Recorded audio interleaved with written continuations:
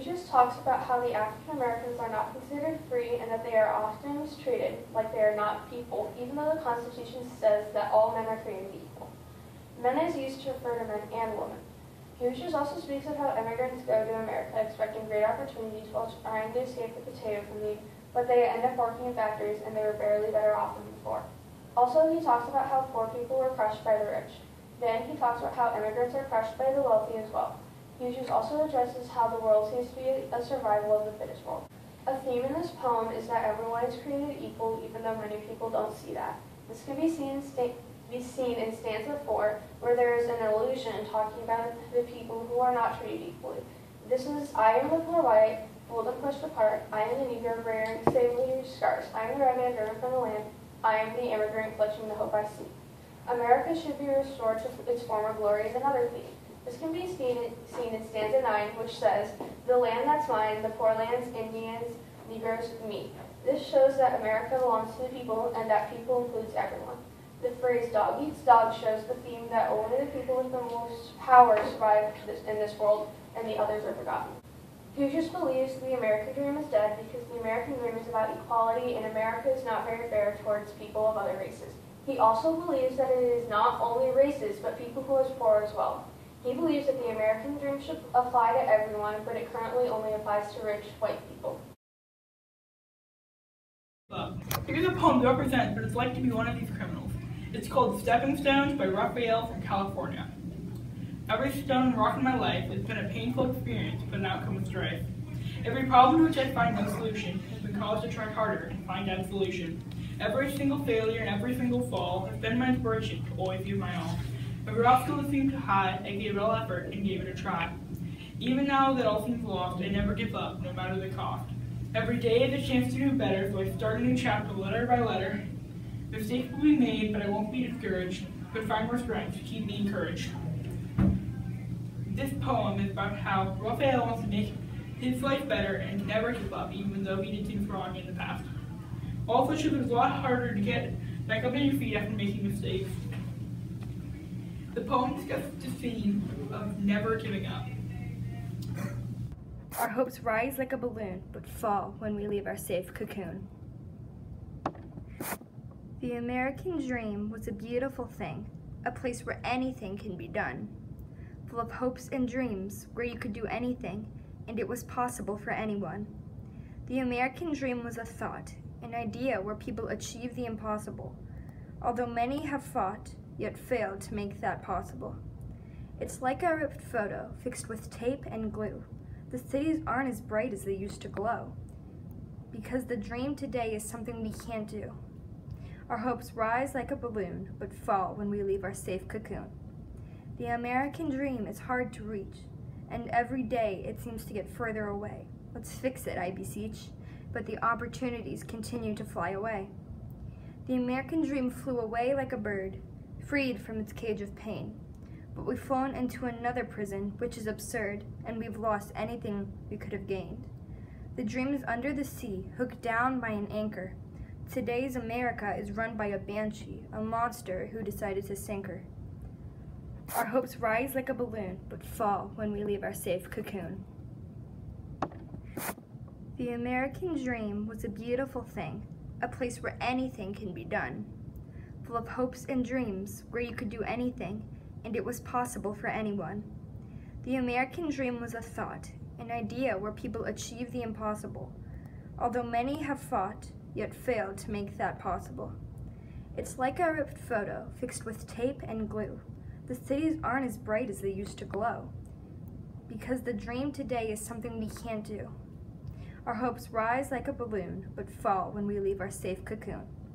The American dream is hard to reach, and every day it seems to get further away. Let's fix it, I beseech, but the opportunities continue to fly away. The American dream flew away like a bird, freed from its cage of pain. But we've flown into another prison, which is absurd, and we've lost anything we could have gained. The dream is under the sea, hooked down by an anchor. Today's America is run by a banshee, a monster who decided to sink her. Our hopes rise like a balloon, but fall when we leave.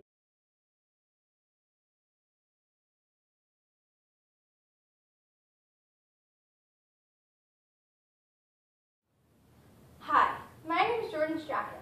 I'm here today to talk to you about the importance of the American dream. But not just that, also about crime. Now, I know that you may be thinking, what could crime have anything to do with the American dream? Well, surprisingly, the two have a lot in common. Crime is something that affects many people, but what happens after crime? What happens after? Is it fair? That's where most people tend to disagree. Many people are against people who have a terrible background involving crime having any kind of future. There are so many people in this world forced and tricked into crime. Some are so poor that they feel they have to go into crime to survive. Gang violence is also something that people are forced into. They have to make money for their family. Others are threatened into it, and some people think that these people are still criminals. But that's where we need to disagree. They're not always going to be bad people. They don't believe in second chances. They don't believe these people can learn from their mistakes. But that's what we do every day. We make mistakes and learn from them. Anyone can do it if they just try. And that is where the people who show violence against crime, ex-criminals, are wrong. They don't think people change, and they won't if they don't try. They want to achieve the American dream. They want to have what everyone else has, the American dream. But they can't because of something they did years ago.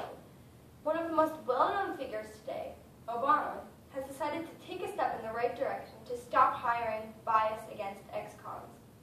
By banning it, Obama has seen many people not had the same possibilities that they should have, just because of their past.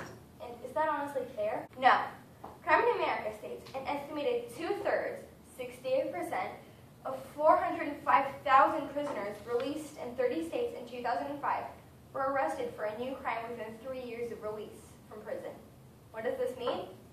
It means that about 68% of those people didn't learn from their mistakes.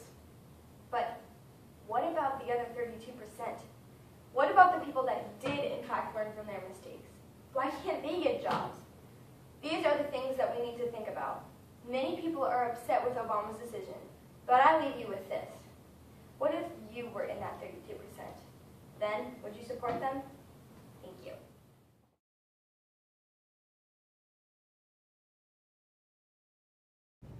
What did you think of the speech? Well, I thought it was really, really good, like how it really makes a point about how people should have second chances and be able to do stuff even though they might not have been a good person in their past. Do you think what Obama did will stick? I don't think it will stick because a lot of people might not want people with criminal activity working for them or working with them, so they'll try to get the law unpassed. Do you think these ex-criminals deserve to work in federal jobs? I do not believe these ex-criminals should be working in federal jobs because I think they could really hurt our government and not kind of ruin our country slowly, like Trump.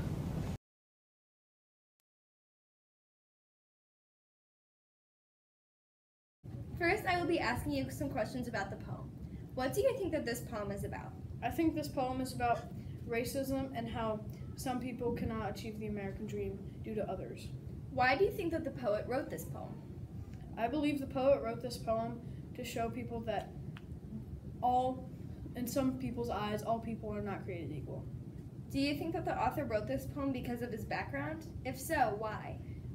I think Langston Hughes did write this poem based off of his background, and I thought he did it to show that some people's lives aren't equal to others. What do you believe the main theme of Let America Be America Again is? I think that the main theme is that some people cannot have equality in their lives because of others. How do you think the immigrants felt when they came to America hoping to find the American dream but were forced to work in fields and factories? They were probably disappointed because they cannot do what they wanted to do their whole life.